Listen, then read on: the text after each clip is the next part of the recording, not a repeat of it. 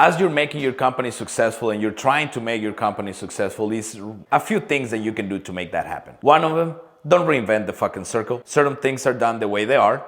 Keep them the way they are. Just start working on your systems and processes of how to begin a job and how to end a job. What you have to do is simplify your systems. You need to understand that the simpler you make it, anybody else can understand it. If you have a hard time understanding your own words, imagine down the line. Your team is only as good as their leader. Don't be changing these things every project. We do have the odd jobs where you might have to come up with some crazy fucking way to do something, but that's 1 in 100. Keep everything simple.